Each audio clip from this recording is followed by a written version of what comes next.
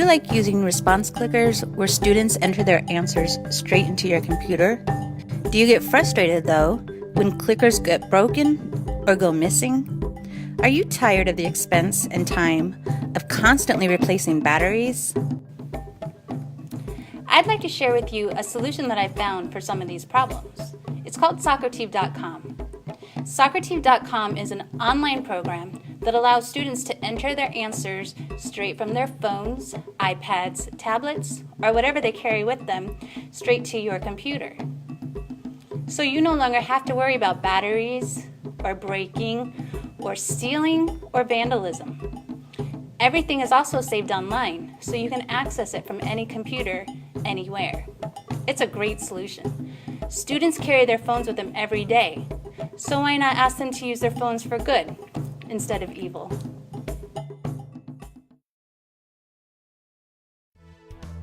To begin with Socrative.com, you start at their website, Socrative.com, and you go to Teacher Login. From this page, you'll be asked if you want to create an account, a free account right here. You can just create an independent account, or you can sign up using a Google account. To create a quiz, you need to go down to Managing Quizzes. Then click on Create a Quiz. From there, you can give your quiz a name, and I'm going to call this Geometry Practice 1. You can share it with fellow teachers if they also have Socrative accounts. And there are 3 types of questions you can put into your quiz. The first question that I have is a true-false question. So you go down to add a question and you select the kind of question you want to add. For my true-false question, it's a logic question.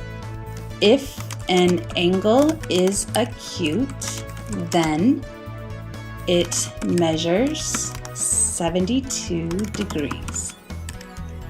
This is false, so you just select the correct answer. And then under explanation, this is optional, but if you type in an explanation here, if the students get it wrong as they're entering their answers, this explanation will come up for them to see. Any angle less than 90 degrees is acute, not just 72 degree angles. Okay. Once you're done with that, you go down to the bottom and you just go ahead and start selecting the next kind of question you want to add, and it will automatically be saved. The next one's going to be multiple choice. So the first thing I have to do is type in the question, name this angle. And before I choose my answers, I want to be able to look at the picture.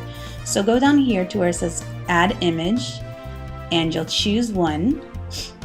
I have them saved on my desktop.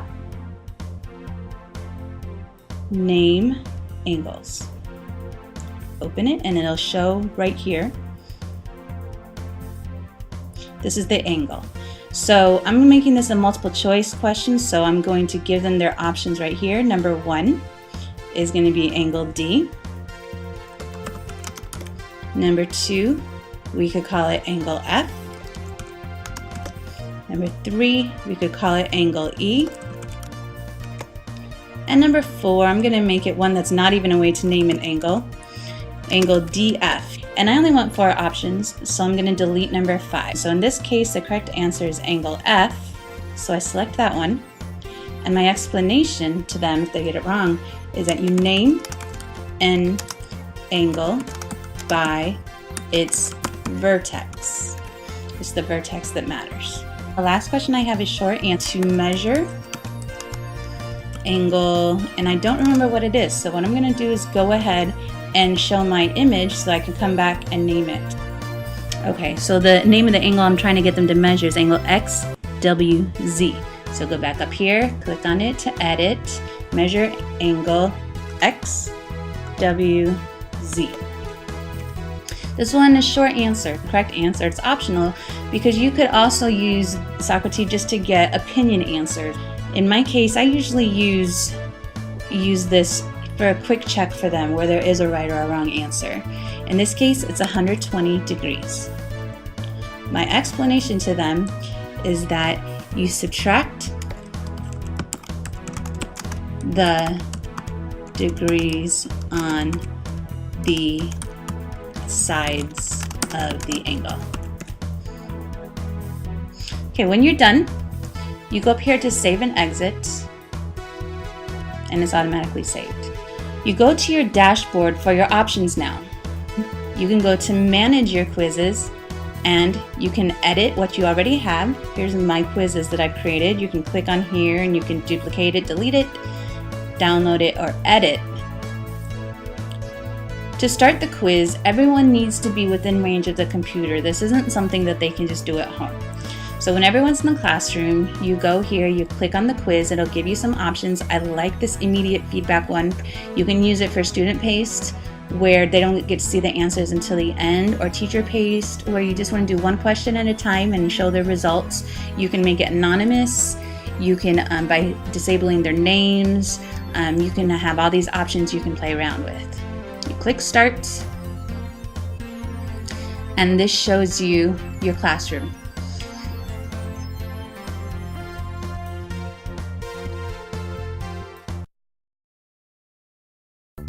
Students will need to go to Socrative.com on their phones. In the upper right hand corner, they'll find the menu and they need to click on Student Login. This will take them to the screen where they will enter the room number that you have written on the board. The room number comes from your computer on your home screen of Socrative.com.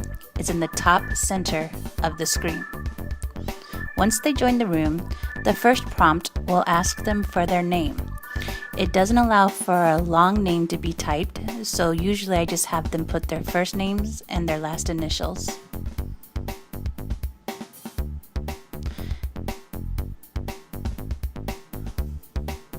The first question comes up. This one was false, so we click false and we click submit answer. It shows them that their answer was correct and it gives an explanation, and then they click OK. This takes them to the second question, and there you can see the diagram. I'm going to give the wrong answer just so you can see what that looks like. It tells them that their answer was incorrect. It tells them what the correct answer should be, and it gives them an explanation so that they can learn from their mistakes. Then they click OK. Takes them to the third question, where again the diagram shows up at the top. This one was short answer, so they have to tap on the box and enter their answer. Then they have to click submit. Here it shows them again that their answer was correct, and then they see an explanation and they click OK. The next screen is going to tell them that they've completed the activity. So they go up to the logout button, confirm that they want to log out, and it takes them back to the home screen.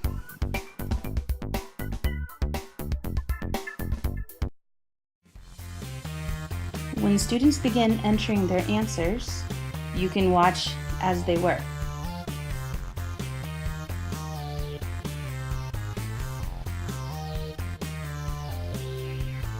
And when the class has finished, you can see all their results on this screen, but when you click finish, it will also allow you to look at their reports in any of these formats. I usually just like to download it and look at my results from there. So I go to download, I click submit, and it will have the reports of all the students' scores in my download folder. There will be times when you already have the worksheet or the quiz printed out for them, and all you want them to do is put the answers into the computer while still showing their work on the paper. In that case, all I do is I make a quiz, and in the question part of the problem, all I do is type in the question number on the paper. I find this pretty simple to do. It helps my students be able to do independent work and check their own answers as they go. Recently, I found myself in a situation where several students needed to work independently during class to prepare for an upcoming state test. Socrative.com was my solution. Students practiced the test problems on their own while I worked with the rest of the class. Best of all, they were able to see immediately which ones they missed and were able to ask me those specific questions at the end of the period. So, if you'd like to find out more about Socrative.com and how you can use it within your own classroom, please check out my website, shown here.